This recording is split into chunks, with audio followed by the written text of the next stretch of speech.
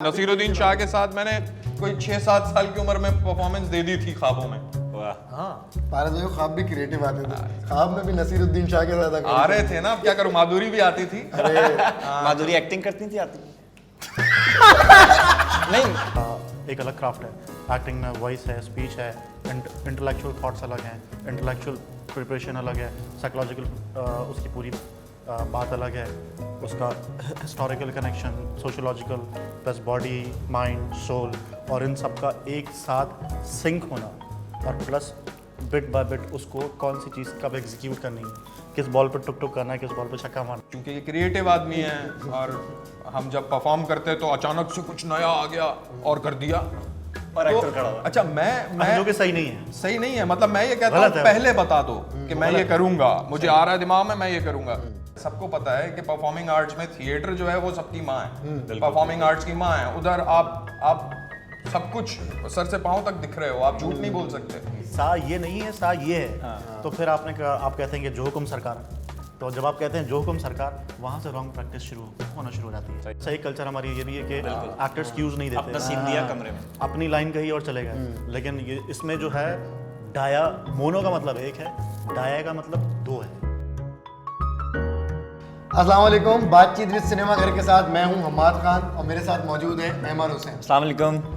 भाई लॉकडाउन का पीरियड था, करने को कुछ खास था नहीं, तो मैंने अमर को कॉल की। मैंने बोला भाई क्या करें, कुछ बताओ, कुछ क्रिएटिव, कुछ नया करते हैं लोगों के लिए, एंटरटेनमेंट के लिए। तो फिर हमने बहुत ज़्यादा क्रिएटिव होकर एक चीज़ सोची। हमने सोचा यार इंटरव्यू करते हैं और ऐसे लोगों को इंटरव्यू करते हैं कि जो हमारे सराउंडिंग के, हमारे साथ के लोग हैं, हमारे सीनियर हैं और इंडस्ट्री में अभी माशाल्लाह अच्छा काम कर रहे हैं। जी, और आज के जो हमारे गेस्ट हैं और मेरे वो बहुत अच्छे दोस्त, हमारे बहुत अच्छे दोस्त, बड़े भाई और मेरी इंस्पिरेशन, क्योंकि मैं जब एक्टिंग में आया तो मैंने इनको काम करते हुए देखा, इनसे बहुत कुछ सीखा। थिएटर करते हैं, चूँकि हम भी थिएटर करते हैं और हमसे पहले ये थिएटर करते हैं, तो बड़ा हमने इनको फॉलो किया थिएटर में और भी बहुत सारी चीज़ों में, टीवी ड्रामाज और फिल्म्स। तो खैर हम अपने गेस्ट का तारुफ करवाते हैं। हमारे साथ मौजूद हैं पारस मसरूर भाई और अली रिजवी भाई। सर क्या हाल है, कैसे? बेहतरीन माशाल्लाह। कैसा जा रहा लॉकडाउन? सख्त क्या हो तो गया? यानी कि अभी रास्ते में आते हुए सख्ती मिली, बहुत सख्त। जगह जगह रोक। मैं तो चुप चुप के ऑल्टरनेटिव रास्तों से आया जहाँ पे नाके नहीं लगे हुए थे। अच्छा, मैंने सुना है कि अभी वो वैक्सीन कार्ड भी जो है ना देगा। हाँ वो है, वो मैसेज भी आ गया, अभी बस सर्टिफिकेट लेना है नादरा से। चलें, ये तो गुड हो गया। तो अब मुझे ये बताएं पारस भाई और अली भाई, एक रिदम चलता हुआ आ रहा था एक्टिंग को लेके, काम को लेके, अचानक से लॉकडाउन आ गया। हाँ, और सभी परेशान हो गए, बड़े से बड़ा आर्टिस्ट, छोटे से छोटा। थिएटर बंद हो गया, टीवी बंद हो गया, तो कैसे सरवाइव किया? पारस भाई ने फिर भी कुछ कुछ प्रोजेक्ट्स किए, मैंने देखा। ऑल ओवर कैसे देखा इस पूरे लॉकडाउन को? 1.5 साल का अरसा, 1 साल का अरसा, सब परेशान थे। जिससे मिलो यार, कोई नहीं जा रहा काम पे, सब घर पे हैं, वर्क फ्रॉम होम चल शूट्स वगैरह रहा रुकी है। हुई और एक्टिंग का काम भी रुक गया था काफी हद तक, थिएटर तो बिल्कुल ही बंद हो गया। सब तो कुछ इसको रुक गया था। क्या हुआ, कैसा एक्सपीरियंस रहा? सब कुछ ही रुक गया था, मतलब कुछ नया हुआ। कुछ नया नया नहीं हो रहा था तो कुछ नया हुआ। बातें भी हो रही हैं, प्रोग्राम भी हो रहे हैं, सब कुछ दुनिया चल रही है, तो कुछ नया हुआ। अचानक से सब बंद हो गया, जैसे अंग्रेजी फिल्मों में होता है वैसा हुआ। तो कुछ नया हुआ, तो बिल्कुल ऐसे ही नया जैसे हम लोगों ने ये नया शो शुरू किया। हाँ, इंटरव्यू वैसे कभी मैंने देखा आज नहीं, से कभी पहले किसी तो ने interviews पहले तो कोई नहीं किए कर हो। रहा था। अच्छा, एक चीज अलग और है, नहीं हुई, अलग है। बहुत सारे लोग वीडियो कॉल्स पे आए, जिसमें हम लोग भी आए आपके साथ। वो कैसा एक्सपीरियंस रहा? वो बड़ा मजे का था, मतलब वही बता रहा हूँ ना, नई नई चीजें हुई, ठीक है। और अरसे से हम अम्मा अब्बा के साथ, भाइयों बहनों के साथ लंच डिनर नहीं किया, वो होने लगा। दोस्तों के साथ लंबी लंबी कॉन्फ्रेंस कॉल्स होने लगी। सब लोग जिंदगी में इतनी मिल के बातें नहीं की थी नहीं जितनी की। कॉल अच्छा में। मुझे याद है ये वो टाइम था कि जब जब लाइट जाती थी तो सब बैठ जाते थे। तो अभी लाइट नहीं गई थी, लेकिन सब एक साथ बैठे हुए थे और एक दूसरे को देख सकते थे। कई मूवीज थी जो नहीं देखी थी, सब देख वो ली। देख ली। और बहुत कुछ मैंने पढ़ा बहुत इस दौरान, बहुत सारी किताबें खत्म की मैंने। किताबें नोट्स वगैरह पढ़ी सीखे, और कोर्सेज किए मतलब बहुत लिखने का काम बहुत किया और मुफ्त में बहुत सारे दोस्तों को आइडियाज दिए। बाद में उन्होंने लॉकडाउन में जाके उस पर बड़ा काम भी किया, तो हम देख के बड़े खुश भी हुए। स्टार्ट में हमारी वीडियो कॉल पे काफी बहस भी होती थी कोरोना से रिलेटेड, और अहमद भाई तो बड़ा आगे आगे उसमें बढ़ चढ़ के बोलते थे, इनका तो ट्रस्ट ही नहीं था कोरोना। कोई कहता था है, कोई कहता था नहीं है। इस पे असल बड़े में लंबे एक थिएटर का खानदान ऑनलाइन आया हुआ होता था वीडियो। प्रॉब्लम क्या हुआ, इतना क्या कह रहे हैं, कॉम्पैक्ट कर दिया, इतना मजबूर कर दिया कि अब वैक्सीनेशन लगानी पड़ रही है। हाँ। जिसका तो बिलीव अच्छी नहीं था बात वो भी है, लगा रहा है। अच्छी चीज़ है। ठीक बिल्कुल है, खैर ये अच्छी चीज़ है। एक चीज मैं आपसे जरूर कहूंगा, देखिए ये जो लॉकडाउन है ना, ये भलाई के लिए है। मतलब ये बुरी बात नहीं है। हाँ, ये एक बात है कि घर पे बैठ गए हैं। मैं इस आपके प्लेटफॉर्म से ये जरूर कहूंगा कि भाई लॉकडाउन लगा रहे हैं तो टैक्स वैक्स भी माफ कर दें, हाँ बाकी चीजें भी फिर छोड़ दें, क्योंकि आप घर बैठ गए ना, अब आप कुछ कर नहीं सकते। तो ये है, बाकी लॉकडाउन एक अच्छी चीज है, ये भलाई के लिए है, इस मतलब वबा को रोकने के लिए अगर 8 दिन के लिए लॉकडाउन लगा है तो 8 दिन के लिए टैक्स माफ। माफ कर दें। ये अच्छी तजवीज़ है, पहुंचानी पड़ेगी ऊपर तक। कोई है गवर्नमेंट का हमारे पास तो। कोई सुन रहा है तो भाई ये पारस भाई ने एक बात कही है, टैक्स माफ कर दें। अच्छा खैर, हम कुछ सवालों पे आ जाएं, एक्टिंग से रिलेटेड, इंडस्ट्री से रिलेटेड, थिएटर से रिलेटेड, कि कहाँ से शुरू किया, कैसे फील्ड में आना हुआ। मैंने तो यहाँ से शुरू किया भाई, मतलब यहाँ अच्छा, से। हम जिस जगह इंटरव्यू कर रहे हैं मैं बताता चलूं, इस जगह से ही पारस भाई ने अपनी एक्टिंग की शुरुआत की। इस जगह से, इस जगह से, and इस कमरे से कहाँ लेके आए हम इतने आपको? छोटे कमरे में कहाँ तुम लेकर कहाँ आए चली वापस आई? आई? तुम कैसे? कहाँ चली आई? बस मतलब 2005 में ये एकेडमी स्टार्ट हुई थी और हम सबका यहीं इत्तेफाकन मुलाकात हो गई, क्योंकि सब जो लोग अदाकार बनना चाहते हैं या राइटर या डायरेक्टर बनना चाहते हैं, तो उस माइंड के लोग यहाँ पर आए, ऑडिशंस दिए उन्होंने। और वो लोग जो इस काम की अहमियत को समझते हैं, जो समझते हैं कि भाई क्राफ्ट पढ़ लेना चाहिए, जैसे एक डॉक्टर मेडिकल पढ़ता है या इंजीनियर इंजीनियरिंग पढ़ता है, तो एक अदाकार, एक आर्टिस्ट को चाहिए, अगर वो खास तौर पे अदाकारी करना चाहता है तो वो प्रॉपर क्राफ्ट पढ़े। इतने अरसे से जो बड़े बड़े जिन्नात गुजरे हैं अदाकारी के अंदर, सदाकारी के अंदर, और उन्होंने अपनी थ्योरीज दी हैं, उन्होंने अपने काम को शेयर किया है, तो वो कैसे है। और चूंकि स्टेज थिएटर जो है वो परफॉर्मिंग आर्ट्स की माँ है, तो इस अहमियत को समझने के लिए मैं यहाँ पर आया था कि वो काम क्या है, इतने बड़े बड़े अदाकार कैसे माने जाते हैं, और उनकी ये स्पीच और उनका बोलना और उनके अंदाज, इतनी परफेक्शन कैसे आती है। अरे ये वाली थॉट आपकी आने से पहले थी? अच्छा, मेरी तो नहीं थी। मेरी तो थी ना, मुझे मैं बस तो एक्टर बनना था, मैं आगे मुझे यहाँ से पता गुजर कौन रहा लगता था, है गेट क्या। से गुजर रहा था, इसने देखा कुछ मैं परफॉर्मेंस। देखा परफॉर्मेंस चल रही है, आ जाओ, ये भी अच्छी बात है। और कुछ नहीं करना, अदाकारी कर लेते हैं। आप तो देखें, ऐसे भी लोग हैं जो दिमाग में कुछ नहीं था, वेले फिर रहे थे, सड़क पे जा रहे थे, बोला चलो यार अदाकारी कर लेते हैं। ये मेरे साथ नहीं, मेरे साथ ऐसा नहीं था, मेरे साथ ऐसा नहीं था। मुझे बचपन से ये फीडिंग आ रही थी बिकॉज ऑफ माय फैमिली, मेरे अब्बा की तरफ से, कि मैं चाहता था ये काम करना। सही है। और मैं ख्वाबों में भी बड़े बड़े अदाकारों के साथ परफॉर्म कर रहा था। ख्वाब भी नसीरुद्दीन creative शाह आते के साथ मैंने कोई 6-7 साल की उम्र में परफॉर्मेंस दे दी थी ख्वाबों में। वाह। हाँ, पारस भाई को ख्वाब भी क्रिएटिव आते थे, ख्वाब में भी नसीरुद्दीन शाह के साथ आ अदाकारी। रहे थे ना, अब क्या करूं, माधुरी भी आती थी। माधुरी एक्टिंग करती थी, आती नहीं, मेरा सवाल एक्टिंग भी करती थी। सवाल है एक्टिंग ही होती है वो। क्योंकि देखें, मैंने जब भी किसी एक्टर को ख्वाब में देखा, मैंने एक्टिंग करते हुए ही देखा। हाँ, श्रीदेवी, माधुरी उस जमाने में मतलब आती थी मेरे ख्वाबों में। अलग आजकल बात है, कौन वो आ रही? अम्मी का रोल कर रही होती थी। आजकल कौन है? अली भाई आजकल कौन आ रही है? आजकल तो शादी हो गई है मेरी। चले, तो ये अब कोई अच्छा है, नहीं अब आती। आजकल वही आ रही है। अली भाई आप बताएं, या आपका भी ऐसे इनकी तरह गुजरते हुए? नहीं, जो झूठ से ही सारी चीज़ें मेरी स्टार्ट हुई। झूठ बोलता था मैं, और जब भी कोई बात हो जाती थी तो अम्मा से मैंने बहुत झूठ कहा, और वो मालूम हो जाता था, और मैं झूठ कहता था, कहीं ना कहीं से बात खुल जाती थी और मैं झूठा मशहूर हो जाता था मैं। और कोई ऐसी वैसी बात नहीं होती थी, छोटी छोटी चीज़ें होती थी।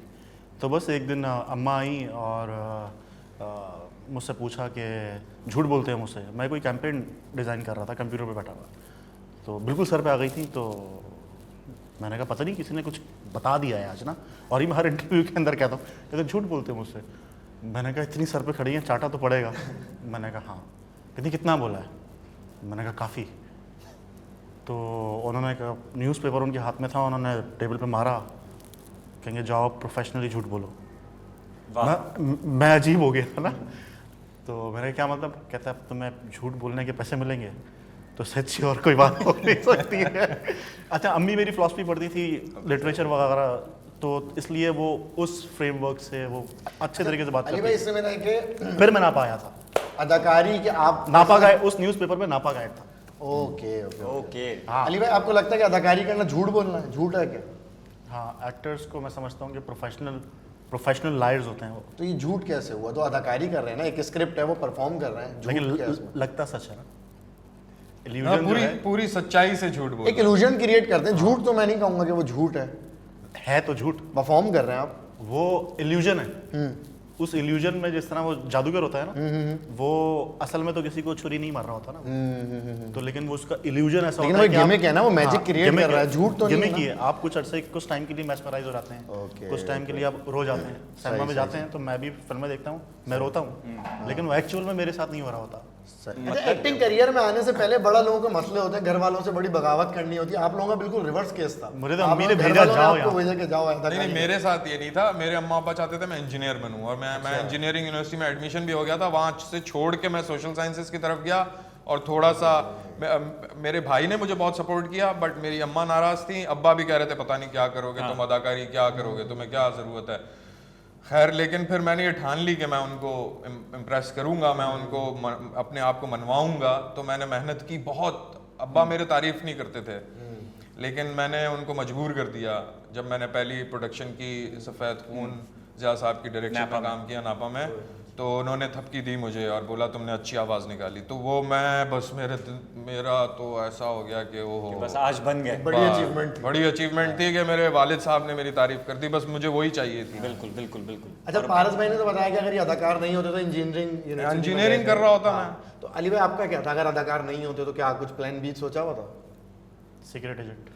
सीक्रेट एजेंट, वो झूठ बोलने वाली आदत जो है आपकी। वो कंटिन्यू रखनी थी आप। हाँ शायद शौक है, शौक शायद। खैर ये बताइए भाई, लॉकडाउन की हम बात कर रहे थे, उसके बाद लॉकडाउन खुला, प्रोजेक्ट्स स्टार्ट हुए।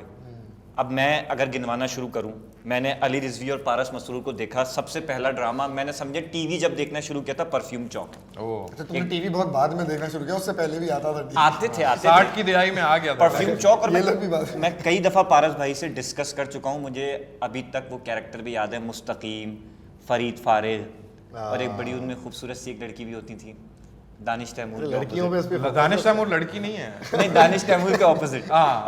हिबा अच्छा, मुझे ऐसा लगता था कि आप लोगों का डेब्यू वही है, और उसके बाद मुझे ऐसा भी लगता था कि शायद ये बस अब ये एक ही ड्रामे में आते हैं हर दफ़ा दोनों एक्टर ना, क्योंकि जहाँ पारस का नाम आता है वहाँ अली रिजवी का नाम आता है, जहाँ अली भाई का नाम आता है वहाँ पारस भाई का नाम आता है। उससे पहले थिएटर की जर्नी तो स्टार्ट हो गई थी, वो ड्रामा तो बात का है। थिएटर तो हमने शुरू ही साथ किया, और तकरीबन 1.5 साल बाद नापा में रहते हुए हमारी दोस्ती हुई एक चाय के कप पे। वैसे नहीं, 1.5 साल बाद हुई है? हमारी नापा खत्म होने वाला था हाँ, ऑलमोस्ट। और अच्छा। चंद महीने रह गए थे यार हमारी ये कुछ हमसे दोस्ती। शेयर करें ना कि मतलब 1.5 साल अब एक साथ पढ़ रहे हैं एक क्लास में, 1.5 साल बाद चंद महीने रह गए थे नापा खत्म होने में, और प्लस चंद महीने पहले रात को पारस यहाँ टहल रहा था।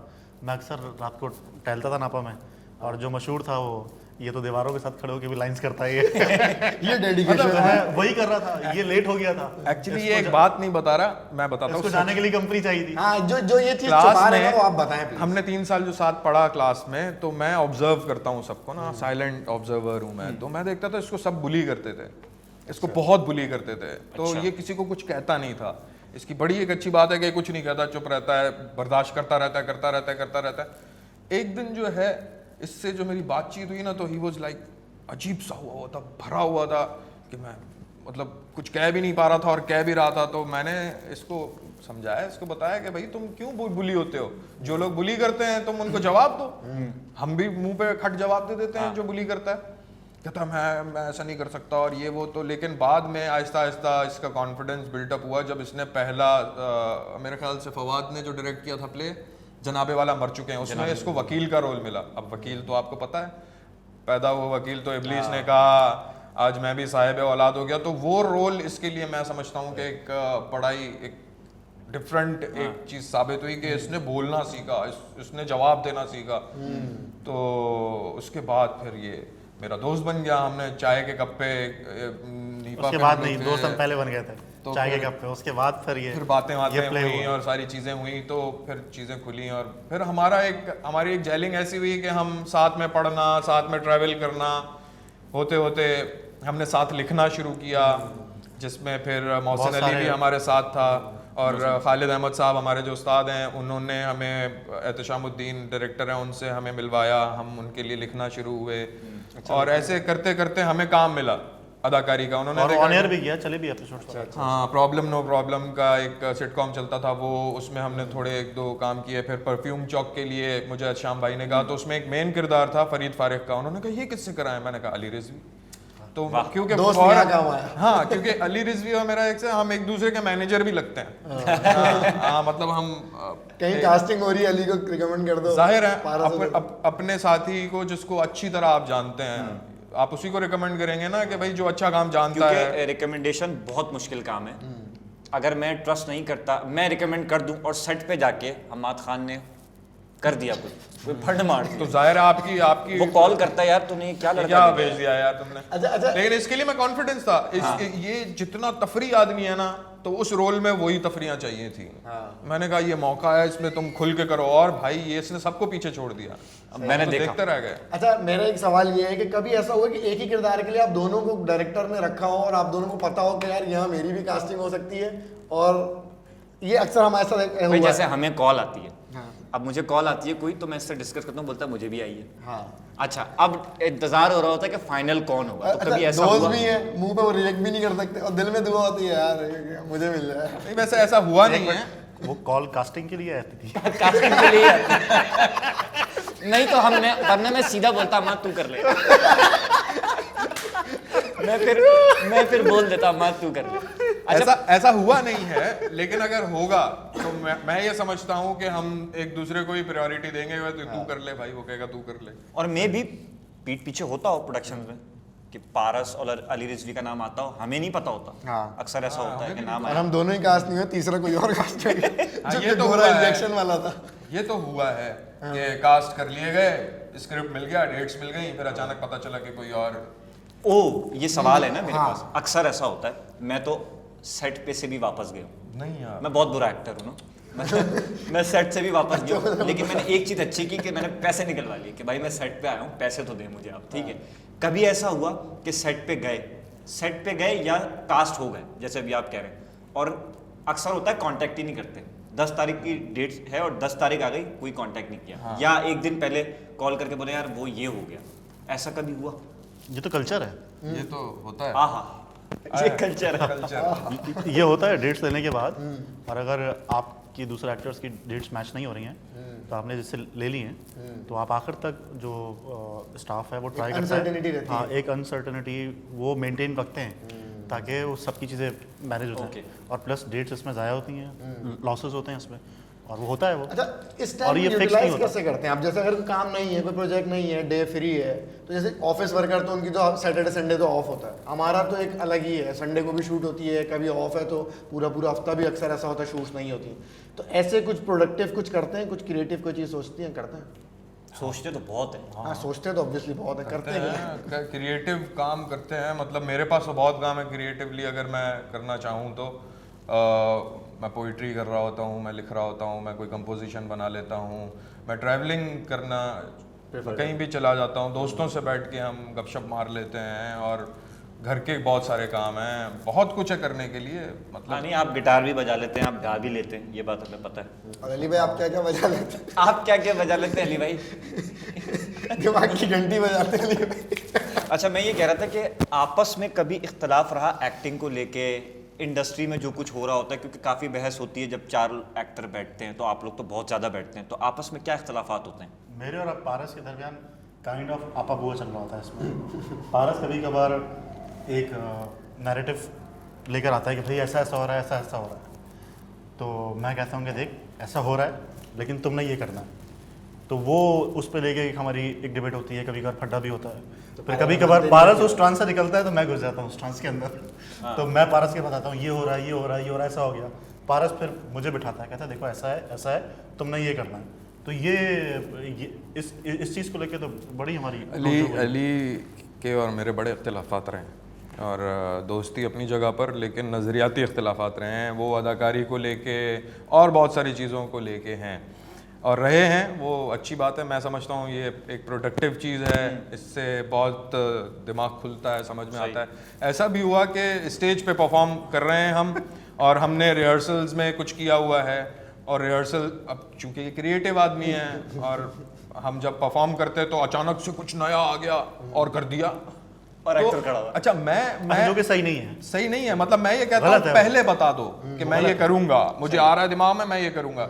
इन्होंने एक दफ़ा मुझे नहीं बताया कि मैं ये कुछ करने जा रहा हूँ। नहीं, आप करेक्ट कर ले, मैं हर मरतबा ऐसा नहीं करता। हर मर्तबा नहीं मर्तबा नहीं करता, होता एक है। मर्तबा हुआ था। वो एक मरतबा मिस्टेक हो गई थी, उस प्ले का पार्ट मैं भी था, नेक परवीन मेरे ख्याल में। नेक आप दोनों परवीन की तो बड़ी खतरनाक जिसमें वाली- मेरी टांग दूसरे दिन इसको सबक भी मिला, नहीं सुधरते लोग तो ये होता है कि कुछ दुनिया में ही दिखा दिया जाता है। जी। अब इनको मैंने कहा, इन्होंने अचानक से ना ऊंचा सुर दे दिया। अब मैंने जो ऊंचा सुर पकड़ा ही नहीं, मैं पकड़ ही नहीं पाया, इतना ऊंचा सुर दिया इन्होंने। अब मैंने कभी फंबल नहीं किया था, मैंने कभी जिंदगी में स्टेज पे फंबल नहीं किया, ये एक मेरे लिए बड़ा एक चीज थी। तो उस दिन मैंने फंबल किया, इनकी वजह से फंबल हो गया। अरे भाई पीछे मैं गया स्टेज पे, मैंने कहा ये तूने क्या किया? कहता तेरी गलती है, तू आना ऊपर से, आना ऊपर। मैंने कहा मैं कहां से आऊं ऊपर से? तू इतना ऊपर जा रहा है, उसके ऊपर कुछ है ही नहीं, अब आगे कहां जाए? और आगे सीन चल रहा है, पीछे पड्डा हो रहा है। हाँ, और पीछे मतलब गालियां वालियां दे दी हमने, हाथापाई ऑलमोस्ट हो गई थी। और दूसरे दिन हमने एक दूसरे की शक्ल नहीं देखी, और ये आया वहीं पे, इसने वहीं पे जाके लाइन दी ना, तो मैंने फौरन जूम करके यहाँ पे लाइन दे दी है, मतलब कंट्रास्ट में आ गया। तो बाद में फिर इसी बात पे फिर हमारे अब सीख गया। लेकिन दूसरे दिन फिर टांग तोड़वा के आए ये, और लेकिन इन्होंने इनकॉर्पोरेट किया उस टांग के टूटने को भी बैसाखी लेके अपने कैरेक्टर में ऐड कर ली उस चीज को। फिर सॉरी की, सॉरी वॉरी नहीं करते हम, बस दोस्ती में नहीं, कहाँ? नहीं, बस बस वो ऐसे अदाकारी एक दफा नहीं कर देख दी। लिया, मुस्कुरा दिया, वो भी मुस्कुरा दिया, बात खत्म। सॉरी क्या होने वो एक मरतबा हमारे साथ एक बंदा था, वो कार में हम जा रहे थे, पारस ड्राइव कर रहा था, या मैं ड्राइव कर रहा था, पारस ड्राइव कर रहा था, मैं आगे बैठा हुआ था, और पीछे हमारा पाकिस्तान का एक बड़ा अच्छा और क्रिएटिव म्यूजिशियन है एहसन बारी। ऐसा लगा। तो हमारा ही मतलब सेम बैच में थे हम लोग। तो किसी प्ले की, थिएटर प्ले की रिहर्सल थी हमारी, तो उसको नापा ड्रॉप करना था। तो किसी बात पे पारस और मेरी लड़ाई हो रही थी। अब वो लड़ाई किसी होते बात होते पे नहीं, मैं थोड़ा सा बता देता हूँ, ये भाई साहब बड़े अच्छे इंसान हैं, लेकिन मसला ये है कि अक्सर ऐसा होता था कि शुरू के मुद्दा टाइम में मुद्दा मुद्दा जो है ना, मुद्दा ये है। ये जो भाई साहब हैं, इनको मैं कहता था हाँ मैं आ रहा हूँ, तैयार हो जाओ, मैं इसको पिक करता था, फिर हम इधर आते थे। तो ये भाई साहब जो है कहता हाँ ठीक है नींद में, हाँ ठीक है। अब मैं पहुंच गया हूँ, अब मैं फोन कर रहा हूँ, फोन नहीं उठा रहे, फिर धर तो अचानक इसे इसका भाई उठ के आता था, कहता था अली भाई नहा रहे हैं। मैंने कहा ये टाइम है नहाने का, ये तो निकलने का टाइम है, ज़िया साहब की रिहर्सल है, क्या कर? अच्छा ये वापस आके खुशबुएं लगा के तैयार होके गाड़ी में आके बैठ रहा है, मैं कहता हूँ ये टाइम है तुम्हारे आने का, चल। मैंने कहा भाई यार तुम अपनी गलती तो मानो। कहते कौन सी गलती है? तैयार नहीं हूँ मैं, रिहर्सल में जा रहे हैं। मैंने कहा टाइम ज़िया साहब कहते हैं टाइम मैनेजमेंट, क्या कर रहे हो तुम? तो ये अपनी गलती नहीं मानता था, उस पे हमारी बहस हो जाती। अब इस बहस के दौरान पीछे एहसन बारी बैठ गई। फिर अच्छा एहसन बारी को मैं पिक कर चुका था। अब जो हमारी तू मैं शुरू हुई है, होते डालमिया वालमिया पूरा क्रॉस, ऐसी की तैसी, ये शाउट, और इसने बोला तुम्हारी ऐसी की तैसी, मैंने कहा तुम्हारी भी ऐसी की तैसी, कहता मार दूंगा, मैंने कहा मार। इसने गाड़ी खोली, इससे निकाली रॉड। पीछे एहसन बारी था, मैंने भी निकाल, मैंने कहा मार रॉड, मैंने भी निकाली रॉड। दरवाजा खोल के रास्ते रोड पे पे रॉड बोनट के वॉड साथ निकाले। निकाला, मार, कहते हाँ मार।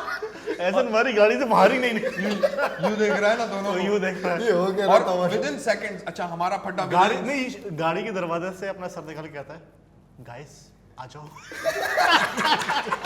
एहसन भाई करीब भी नहीं है, गाइस आ जाओ।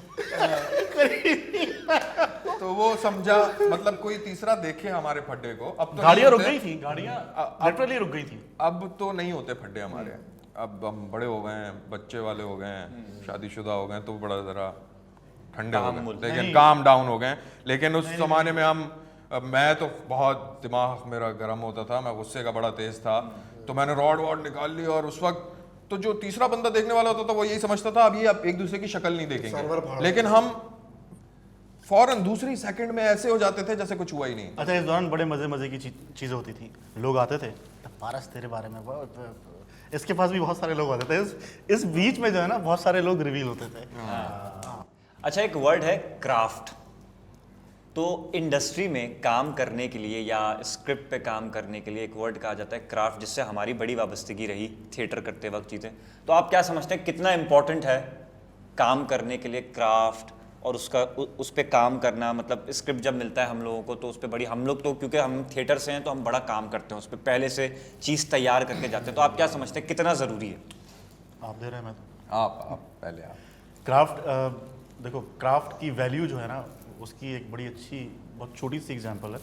वो ये है कि जिस तरह हमारे क्रिकेट के मैच होते हैं, और एक है गली की क्रिकेट, एक है आपकी इंटरनेशनल लेवल वाला हिसाब किताब जो है, उसमें आपके जो बैट्समैन होते हैं, बॉलर्स होते हैं, अब बैट्समैन बहुत सारे ऐसे आपने देखे होंगे कि छक्का मार दिया, ठीक है। अब जब उन्होंने छक्का मार दिया तो एक मारा छक्का, उसके बाद फिर नहीं मारा, सही। ठीक है। तो उसका मतलब ये है कि एक मैच में, दूसरे मैच में, तीसरे मैच में आपने बस 2 साल पहले या 7वें 8वें मैच के अंदर आपने एक मरतबा छक्का मारा था और उसके बाद फिर आपसे छक्का लगा नहीं, तो वो है तुक्का। सही। तो सचिन तेंदुलकर, सईद अनवर, ये सारे क्राफ्टेड लोग थे। ठीक। तो क्राफ्ट की जो वैल्यू है वो तुक्के और क्राफ्ट के अंदर यही फ़र्क है कि आप कभी कभार once in a blue moon आपसे छक्का लगेगा, लेकिन जो अगर आपके पास क्राफ्ट है तो आप पूरे मैच के अंदर आप कोशिश करते हो कि छक्के बार बार आप बार बार मारते रहो। तो सही। क्राफ्ट की जो वैल्यू है वो स्पोर्ट, एक्टिंग भी स्पोर्ट की ही तरह है। तो क्राफ्ट है, जिस तरह क्रिकेट का अपना एक अलग क्राफ्ट है, एक्टिंग में वॉइस है, स्पीच है, इंटेलेक्चुअल थॉट्स अलग हैं, इंटेलेक्चुअल प्रिपरेशन अलग है, साइकोलॉजिकल उसकी पूरी बात अलग है, उसका historical connection, sociological, plus body, mind, soul, और इन सब का एक साथ सिंक होना, और प्लस बिट बाय बिट उसको कौन सी चीज़ कब एग्जीक्यूट करनी है, किस बॉल पे टुक टुक करना है, किस बॉल पे छक्का मारना है, इमोशन से कंट्रोल। तो craft is the most important element अगर आप परफॉर्मिंग आर्ट्स की फील्ड में हैं, भले वो सिंगिंग हो, भले म्यूज़िक हो, भले कुछ भी हो। अगर आपको म्यूज़िक में क्राफ्ट का पता है तो फिर आप ऐसी की तैसी कर सकते हैं। बिल्कुल, इसको मैं इस तरह से भी डिफाइन करूंगा कि जैसे फॉर एग्जांपल क्रिकेट की इन्होंने बात की, तो क्रिकेट जो है वो अंग्रेज़ों का खेल है। तो जब हम खेलेंगे तो हम उसको सीखेंगे, जैसे अंग्रेज़ों ने उसमें रूल्स एंड रेगुलेशंस बनाए हैं, उसमें क्या timing, line and length, each and everything, उसकी कोचिंग है प्रॉपर। आप जाते हैं और उसको सीखते हैं और उन्हीं के मैदान में उनको हराने के लिए आप वो करते हैं। इसी तरह से हर फील्ड के नॉर्म्स एंड वैल्यूज़ हैं, उनके डेप्थ्स हैं, चीज़ें हैं, उनको सीखना ज़रूरी है। अब जैसे अदाकारी है, अदाकारी मिडिवल काम है, बहुत पुराना, कबले मसीह का काम है, बिल्कुल तब से हो रहा है। तो वहाँ से जो चलता हुआ आया है तो उसके कुछ नॉर्म्स हैं, कुछ वैल्यूज़ हैं, कुछ इथिक्स हैं, और अरसे से ड्रामा लिखा जा रहा है, ट्रिलॉजीज़ लिखी जा रही हैं। तो उन पुराने ज़माने से जो बड़े बड़े अदाकार, बड़े बड़े मुफक्किर, बड़े बड़े राइटर्स जिन्होंने बड़ी ज़बरदस्त चीज़ें लिखी हैं, की हैं, तो उनको परफॉर्म करने के लिए भी इंटेलेक्चुअल्स की ज़रूरत पड़ी।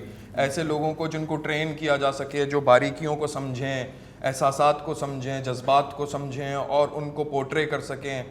उसके लिए इल्म का बहुत ज़्यादा ज़रूरत, इल्म की ज़रूरत है। तो इसी तरह से अदाकारी में भी ये ऐसा नहीं है कि जो आप गली आए, में आपने गली में लाइन क्रिकेट कह दी। खेलते खेलते आप इंटरनेशनल क्रिकेट खेलने लगे, ऐसा नहीं हो सकता। मिसाल के तौर पर इसकी बात को सॉल्व करता हूँ। वजूदियत, इंसान की वजूदियत के ऊपर अगर कोई खेल है जिसमें सवाल उठाया जा रहा है इंसान की एग्जिस्टेंस के ऊपर, तो ये एक राइटर ने लिख दिया है, कह दिया है, और उस पर बहुत अच्छा सा एक खेल है, भले वो कॉमिक है, ठीक।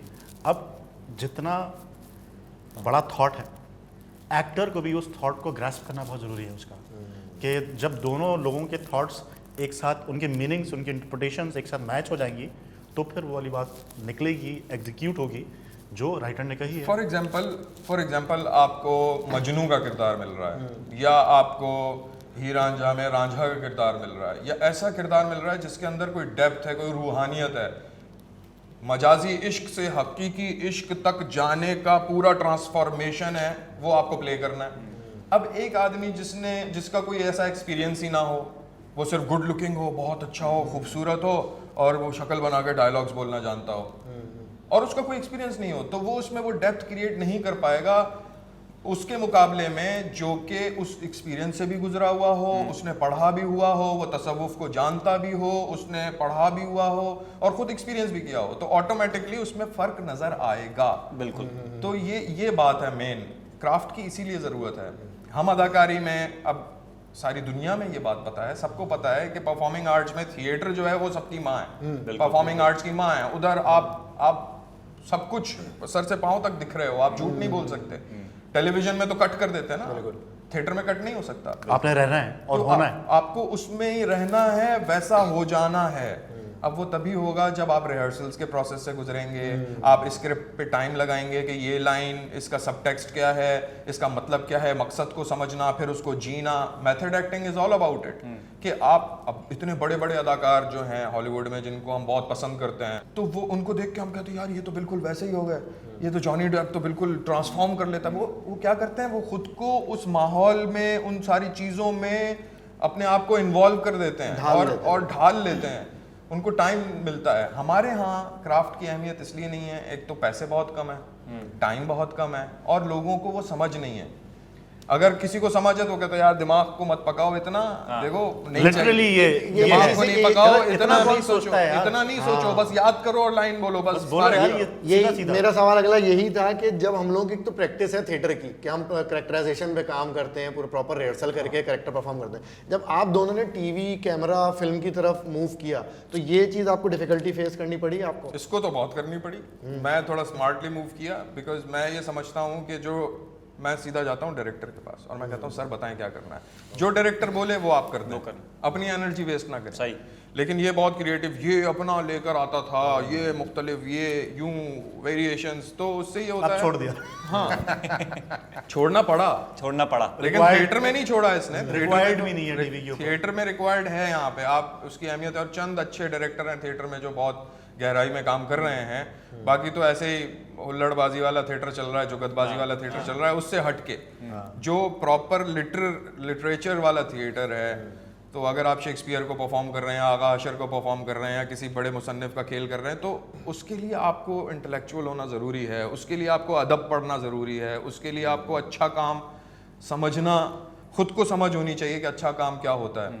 और डिफरेंट सब्जेक्ट्स हैं उनको पढ़ना जरूरी है। हाँ मतलब सोशियोलॉजी, साइकोलॉजी, पॉलिटिकल साइंस, यहाँ एंथ्रोपोलॉजी, पे- हिस्ट्री, ये हाँ, तमाम बिल्कुल। चीज़ें इन्हीं से मिलकर आपका एक इंटेलेक्ट बनता है। अच्छा, एक चीज़ और कहा यह जाता है, जो एक्सपीरियंस भी किया मैंने भी और लोगों ने भी, कि जब थिएटर से निकल के टीवी की तरफ एक्टर जाता है, जैसा कि आपने कहा कि टीवी पे उस तरह का काम नहीं हो रहा जो थिएटर पे होता है, कि हम प्रॉपर रिहर्सल्स करते हैं, किरदार में जाते हैं, दिन रात लगे हुए, कंगा करने का टाइम नहीं है, वो वाला सीन हो जाता है। तो कहते हैं कि जब टीवी से वापसी में थिएटर में आता है एक्टर, तो काफ़ी बिगड़ चुका होता है। सही है।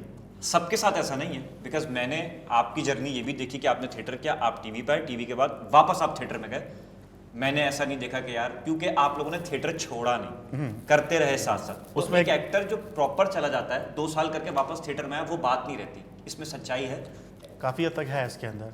वो मेरे ख्याल में कल्चर और इंडस्ट्री के नॉर्म्स के ऊपर बड़ा डिपेंड करता है ये।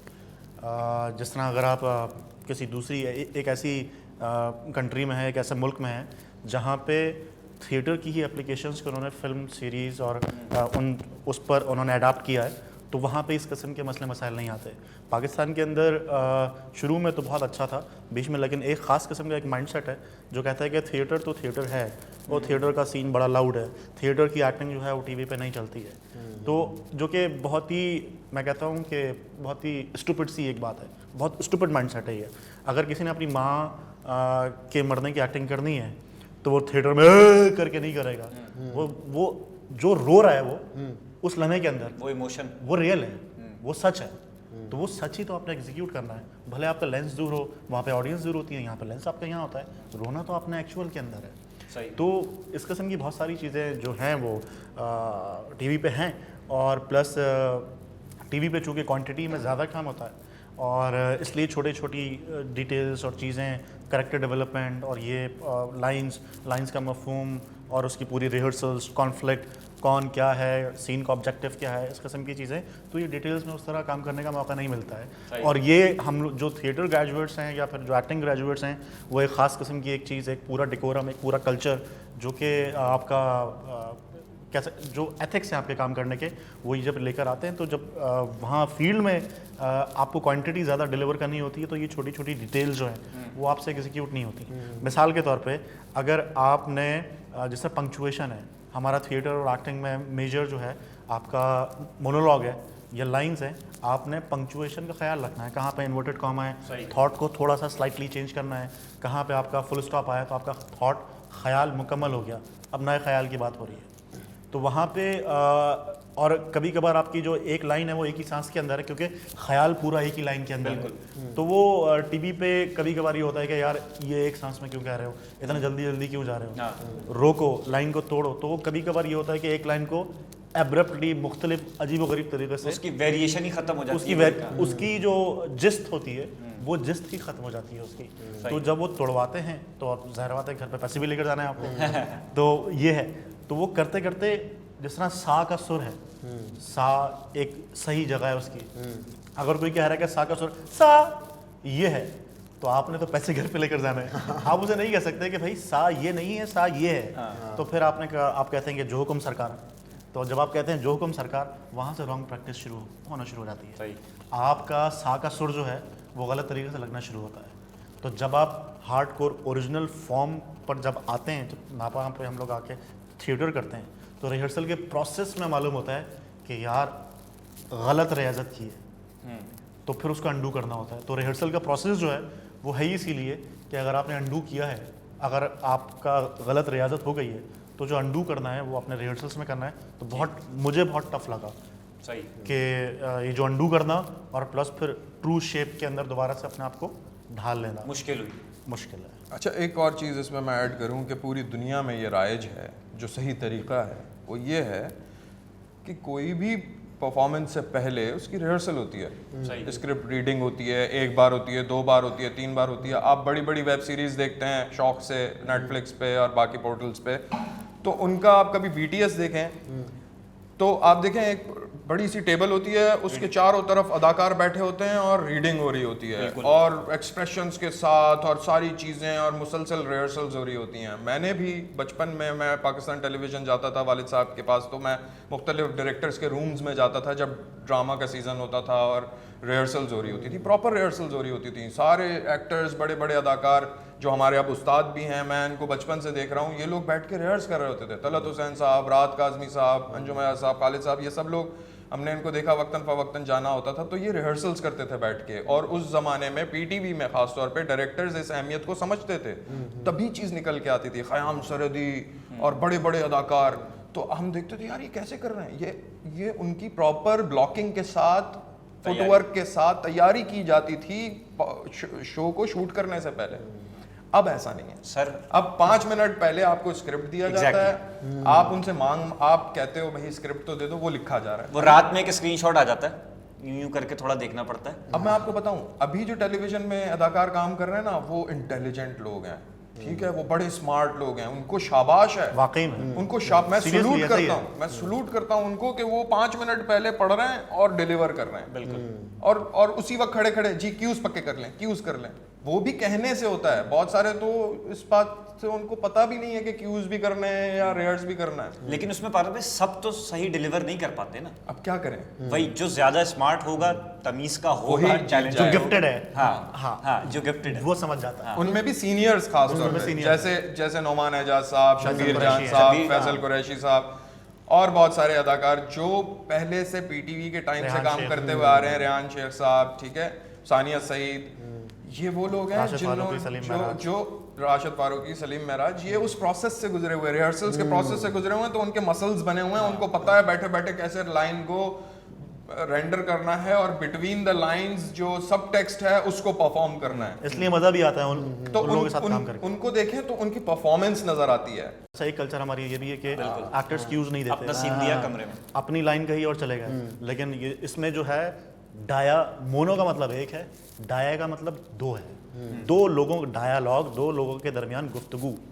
तो मोस्टली जो कल्चर है हमारे यहाँ, वो एक बंदा अपनी लाइन कह के रूम के अंदर चला जाता है। तो इस वाले एक्टर को जो प्रॉब्लम होती है, एक तो उसने अपनी लाइन भी कहनी है और सामने वाले की लाइन को इमेजिन भी करना है और उसका रिएक्शन भी इमेजिन करना है, इधर देख के, हाँ, इधर देख के अपना रिएक्शन भी इमेजिन करना है, इधर खड़ा है, इधर, मतलब इसने 4 काम बिला वजह के करने जो कैसे नहीं करने चाहिए। ठीक है, तो वो उस लड़की का ऐसी बात हो रही थी, तो कहेंगे वो आपने वो वाली लाइन आपने इग्नोर क्यों नहीं की। मैंने कौन सी लाइन, कहेंगे वो ये वाली लाइन थी। मैंने कहा चूंकि स्क्रिप्ट के अंदर लिखी हुई थी। कहता लाइंस को कौन याद करता है। मैंने कहा हाँ, लाइंस कौन याद करता है। मैंने उससे कहा कि मैंने कहा लाइंस ही तो होती हैं, ये कायदे की तरह हैं, और ये एक आपकी होली बुक आप समझ लें। स्क्रिप्ट जो है वो जैसा भी स्क्रिप्ट है, अच्छा है बुरा है इसकी बात ही नहीं है, जो लिखा हुआ है वही आपने रिकॉर्ड करना है। तो वो पता नहीं उसको किसने सिखाया था, किसने बताया था, क्योंकि नहीं कोई भी अपनी मैंने तो इतना काम किया है, कोई भी लाइन्स याद नहीं करता, सब तो अपनी लाइन्स कहते हैं। मैंने कहा तो तुमने भी तो अपनी लाइन्स कहा, देखिए मैंने अपनी लाइन्स कही हैं। मैंने कहा तो ये मेरा प्रॉब्लम नहीं है, डायरेक्टर को रोकना चाहिए। तो मैंने कहा वैसे ये बात कहाँ से आई है तुम्हारे दिमाग में कि लाइन्स याद करने की जरूरत नहीं होती? क्या दुनिया जहान में ऐसी होता है, सारे बड़े बड़े एक्टर्स को उठा ले। मैंने कहा नाम लो बड़े बड़े एक्टर्स का। कहते हैं भाई वो मार्टिन स्कॉर्सेज़ी की फिल्म्स के अंदर होते हैं, इधर होते हैं इधर होते हैं। मैं कहता तुम्हें लगता है ये अल पचिनो वगैरह ये लाइन्स याद नहीं करते, ये ऐसे ही सीन में एक्शन के बाद बोले? कहा हाँ सब ऐसे ही होता है। मैंने कहा यार देखो सही है, तुम्हारी कोई ट्रेनिंग होगी, तुम्हारे कोई उस्ताद होंगे जो टीचर्स होंगे बताया। तो फिर मैंने कहा मेरी जो फॉर्मल ट्रेनिंग है उसमें ये नहीं है, स्क्रिप्ट जो है आप का की भी चेंज नहीं कर सकते, क्योंकि राइटर ने अगर कुछ लिख दिया है तो उसने कुछ ना कुछ सोच कर ज़रूर लिखा है, इसलिए वो बहुत यूनिवर्सल राइटर है, इसलिए उसकी इतनी वैल्यू है। तो फिर बाद में मैं उसने कहा कि मैं किसी एक बड़ी यूनिवर्सिटी से मैं पढ़ी हुई हूँ, और फिर मैंने कहा फिर तुमसे बात ही नहीं हो सकती। नहीं, लेकिन आप कह देते अगले शॉट में खड़ी हो जाना। वैसे आप दोनों के वो नहीं हुई थी वो खड़ी, क्योंकि कल्चर नहीं है हमारे यहाँ क्यूज देने का। क्यूज का मतलब है कि आपने आधा काम किया है और आधा काम नहीं किया, तो डाया जो है वो डायलॉग अचीव ही नहीं हुआ। बिल्कुल।